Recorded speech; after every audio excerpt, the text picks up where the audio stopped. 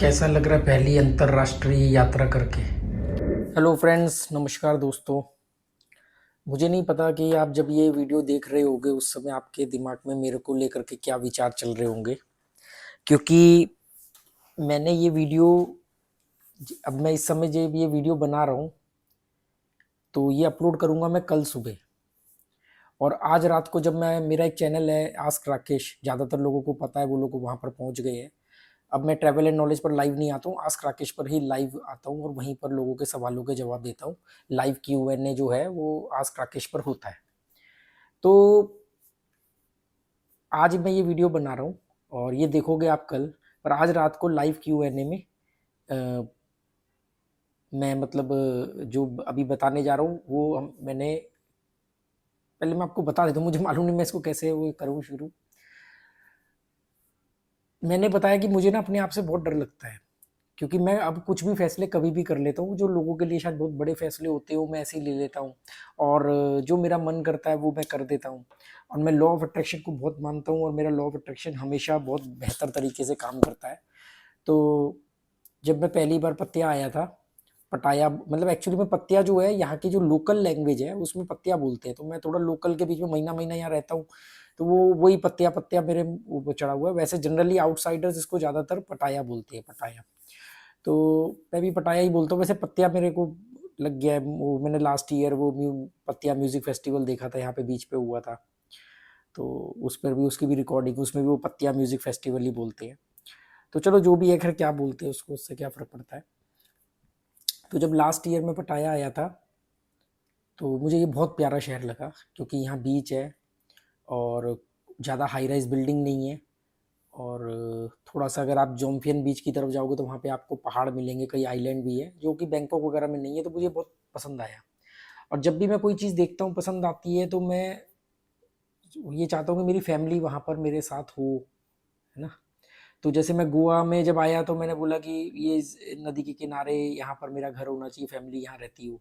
आज हमारे सारे घर नदी के किनारे ही हैं और उसी डायरेक्शन में ही है जिस डायरेक्शन में मैंने देख के बात बोली थी। तो जब मैं लास्ट ईयर पर पटाया आया था तो मैंने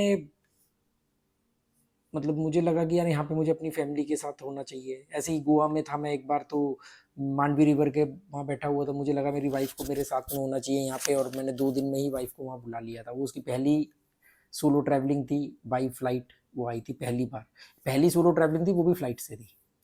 अभी ऐसे ही मुझे लगा कि भी मुझे मैं एक दिन सुबह उठा, और मेरे किसी भी फैसले का एक कारण नहीं होता, कई मल्टीपल कारण होते। तो मैं सुबह उठा, मुझे लगा पता नहीं मेरे दिमाग में क्या आया, मैंने घर फ़ोन किया और मैंने उसको बोला कि भाई अपनी टिकट बुक करा थाईलैंड की, बैंकॉक की टिकट बुक करा, और बुक करा करके मेरे को कंफर्म टिकट भेज। वो भी हैरान, मुझे नहीं मालूम अभी उसके दिमाग में क्या आया। वो जब अब ये अभी इस मतलब अभी इस समय 3:30 बज रहे हैं, 6 से 6:30 बजे तक वो यहाँ पर मेरे रूम में होगी, मतलब वो अभी इस समय रास्ते में है, बैंकॉक से पटाया आ रही है। तो मैंने उसको बोला और वो एकदम मतलब मैं कैसे बोलूँगा एकदम शौक, वो तो वही आके बताएगी। तो मतलब उसने फिर टिकट बुक करी, उसने कनेक्टिंग फ़्लाइट है, डायरेक्ट फ़्लाइट नहीं है गोवा से।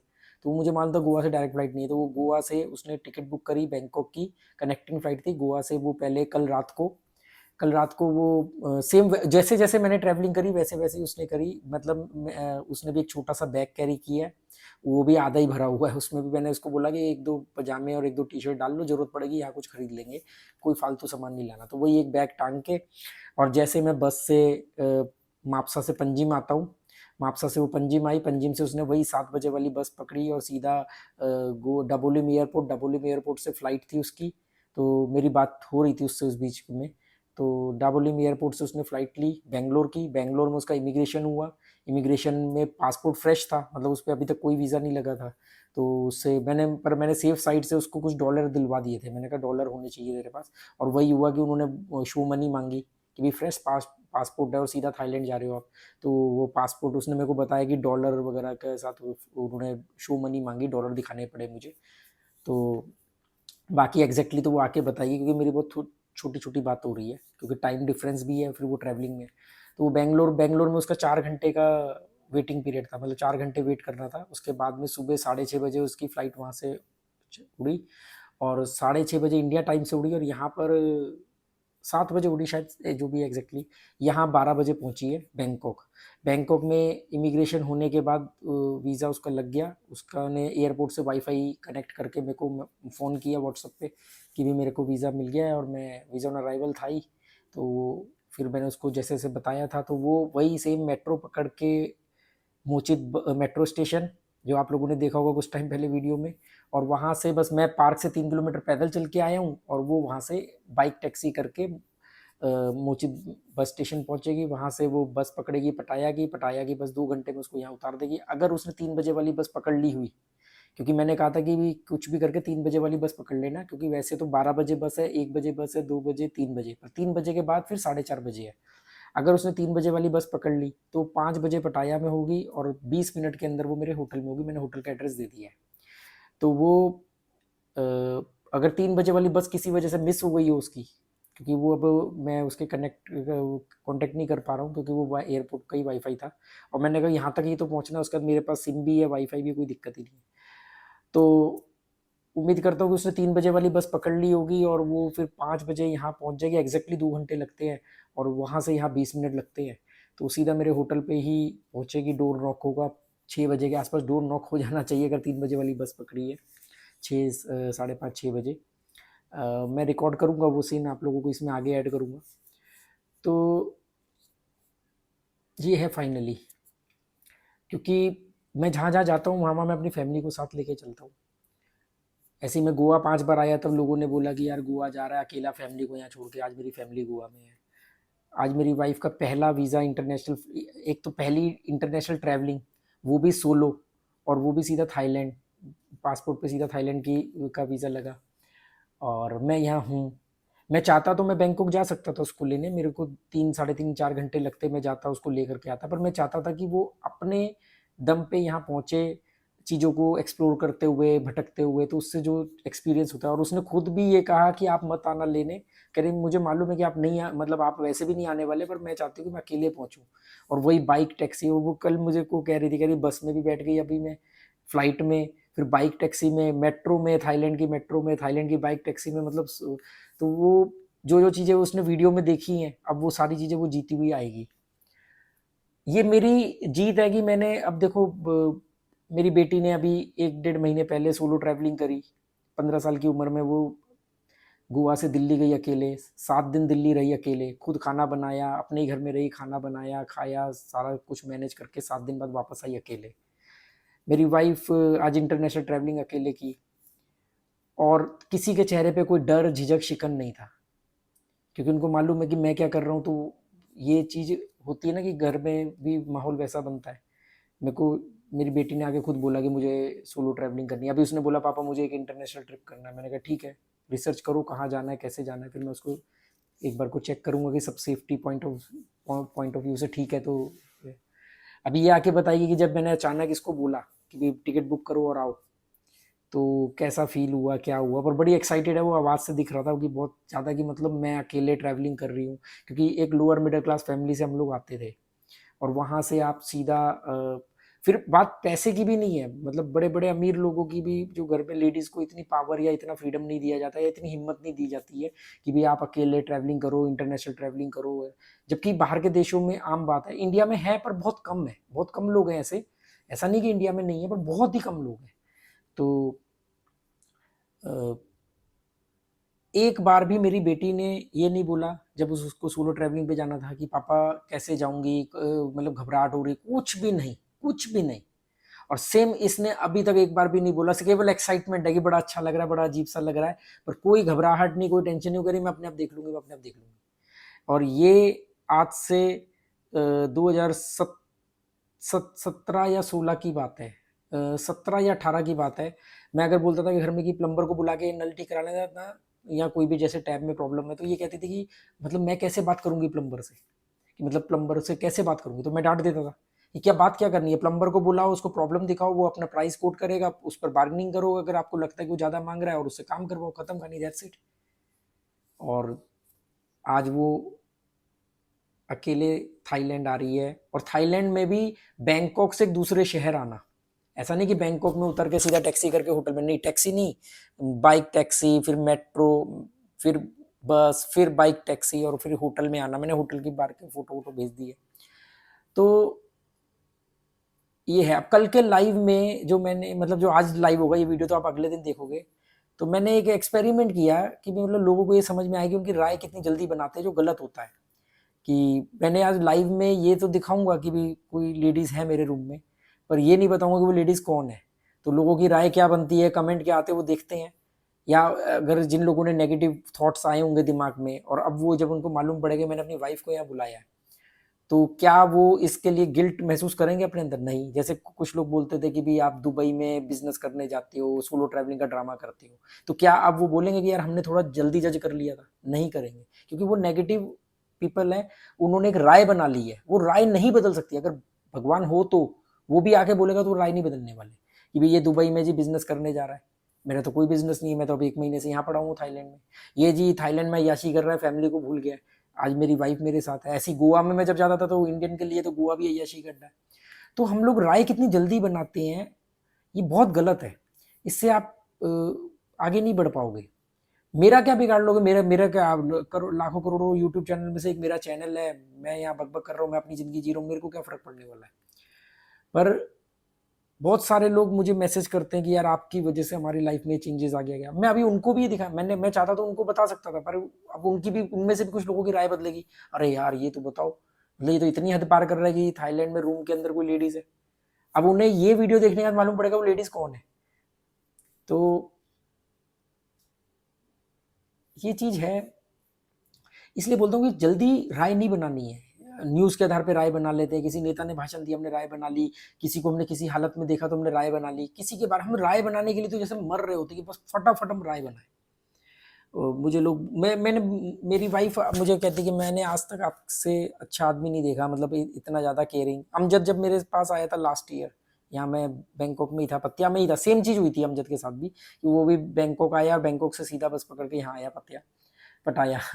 तो उसने मेरे को बोला कि यार तू ना बड़ा दिखने में तो बड़ा रूड और बड़ा ऐसे ही है, पर तू तो बहुत केयरिंग है। मैंने कहा मैं केयरिंग सिर्फ तब तक हूँ जब तक मेरे साथ कोई जुड़ा हुआ है। मैं जिसके साथ जुड़ा हुआ हूँ तब तक तो मैं केयरिंग हूँ। अगर कनेक्शन खत्म कर दिया तो फिर वो मेरी बीवी है, मेरी माँ है, मेरे बच्चे हैं या दोस्त है, कोई भी है, फिर वो मरते मर जाए, मुझे कोई मतलब नहीं उनसे। जब तक मेरे संपर्क में हो, मैं जान लड़ा दूंगा आपके लिए। मैं और ऐसा नहीं कि मैं इसका क्रेडिट लेना चाह रहा हूँ कि मेरी बीवी यहाँ तक पहुंची है तो मैं उसके लिए कोई वो हूँ, क्योंकि मैं, वो उसमें क्षमता थी तभी तो वो कर पाई। नहीं तो वो कहती थी नहीं नहीं मेरे के बस की नहीं है, मैं कैसे करूंगी, आप आ जाना मुझे बैंकॉक एयरपोर्ट लेने, ये सब उसने कुछ भी नहीं कहा। उसमें क्षमता थी तभी मैंने उसको गाड़ी सिखाई। गाड़ी तो बहुत सारे लोगों को सिखाई जाती है, पर हर कोई थोड़ी चला लेता है। गोवा में आके उसने हाथ खड़े कर दिए थे, पर आज वो गोवा में गाड़ी चलाती है। तो जिसमें क्षमता होती है आप उसी के अंदर बदलाव ला सकते हो। जिसमें बारूद भरा होगा उसी में तो आप आग लगा के धमाका करोगे। जिसमें बारूद ही नहीं होगा, सिला हुआ बारूद होगा, उसके जीवन में क्या बदलाव लाओगे? उसको तो फिर कुछ भी, वो तो फिर क्रिटिसाइज ही करेगा ना।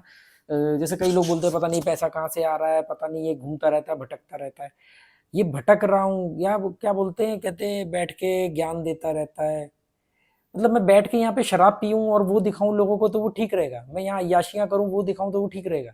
मैं बैठ के कोई अच्छी बात ही कर रहा हूँ कि जिससे शायद किसी ना किसी को फायदा हो, और किसी ना किसी को नहीं, बहुत सारे लोगों को फायदा होता है।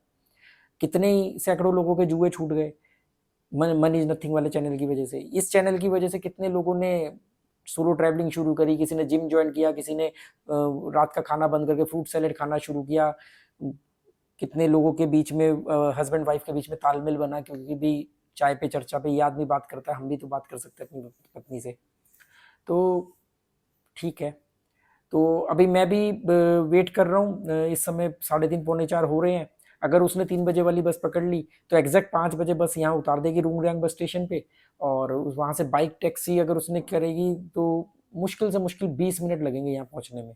तो अगर मैं मान लूँ तो 5:30 से 6 के बीच उसको आ जाना चाहिए। पर अगर वो 6 बजे, 6:15 तक नहीं आई तो इसका मतलब ये है कि उसने 3 बजे वाली बस मिस कर दी है। 4:30 बजे की बस है उसके बाद।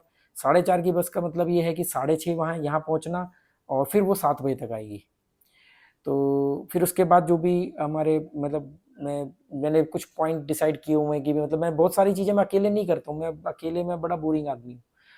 पर कोई साथ हो, कोई दोस्त है, वो पत्नी है, तो देखेंगे वो चीज़ें, जो भी चीज़ें एक्सप्लोर करेंगे या जो भी हम करेंगे यहाँ पे वो आपको दिखाएंगे कि भी हम कहाँ कहाँ घूम रहे हैं या क्या कर रहे हैं।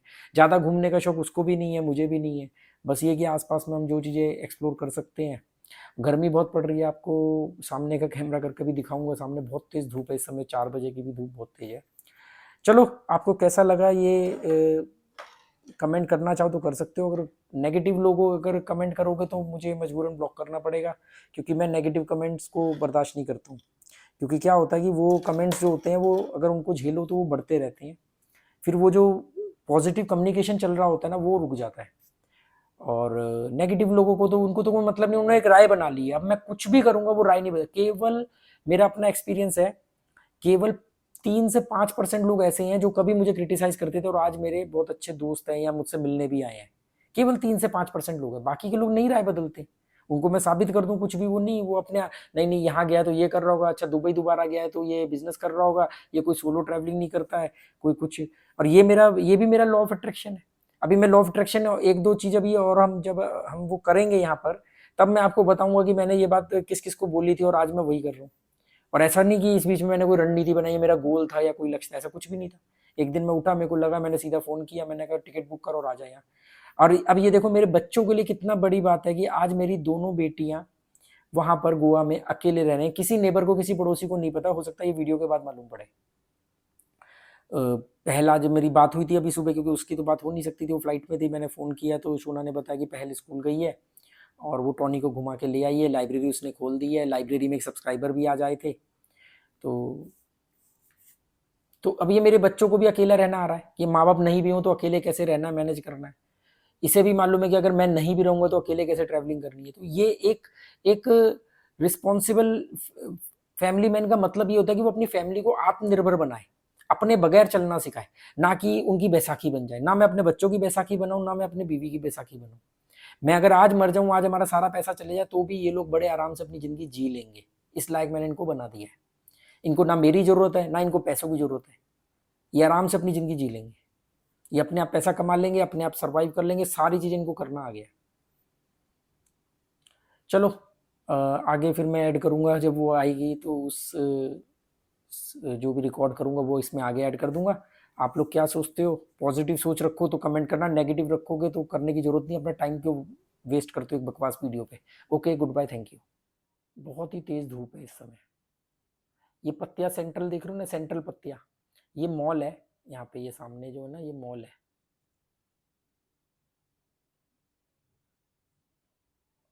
ये सब होटल है।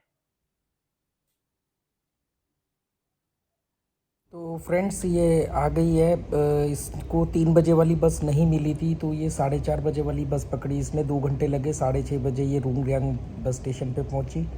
और उसके बाद वही आधा घंटा लगा बाइक टैक्सी में। मैं भारी था, मैं कुछ मैंने कहा भूख लगी होगी इसको, मैं कुछ खाने को लेने गया था तो मुझे भारी मिल गई थी, तो नहीं तो मैंने सोचा था कि रूम पे डायरेक्ट आ जाएगी। वैसे सही होटल पे बाइक टैक्सी को उनको तो पता ही होता सारे होटल का। तो अभी बात करूँगा, बिल्कुल जस्ट अभी अभी आई, अभी बात करूँगा कि भी क्या एक्सपीरियंस रहा, कैसा लगा।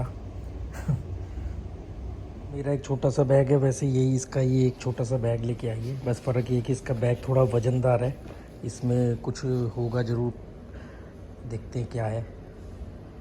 कैसा लग रहा है पहली अंतर्राष्ट्रीय यात्रा करके? बहुत ही अच्छा लग रहा है, एकदम अलग फीलिंग आती है। आवाज़ नहीं आएगी, थोड़ा ज़ोर से बोल। अलग ही टाइप का कॉन्फिडेंस आएगा, हाँ। कितने दूर और वो भी अकेले। आवाज़ तो तेरी बुझी बुझी सी लग रही है। फोन चालू होते बुझ जाती है। फ़ोन चालू होते ही आवाज़ चेंज हो जाती है। हाँ। ऐसी तेरे को एक यात्रा दिल्ली से गोवा की करवाई थी 2018 की बात है, पर उस यात्रा को तुमने कैश नहीं किया, मतलब उससे जो बदलाव मेरे को उम्मीद थी वो नहीं हुई। देखो अब इसमें क्या होता है। ठीक है, बच्चों से बात हो गई? हाँ ठीक है। वो सब्सक्राइबर गए? हाँ, वो भी कुछ देर पहले ही वहाँ से गए। चलो अभी देखते रात को लाइव आएंगे, लोग भी कहेंगे कि यार क्या क्या करते रहते हैं बच्चों को छोड़ के। पहले तो कहते कि यार ये आदमी नीचे है, देखो फैमिली को छोड़ के जा रहा है। कहते हैं इसकी बीवी भी ऐसी है, बच्चों को छोड़ के, 2 मासूम बच्चों को गोवा में अकेला छोड़ के, पति पत्नी थाईलैंड में। और वो इस समय हमसे ज्यादा खुश होंगे। तो जब मैं होता हूँ बाहर तो तुम तीनों ज्यादा खुश होते हो, अब हम दोनों बाहर है तो वो हमसे ज्यादा खुश हमसे होंगे। ज्यादा खुश है वो इस समय।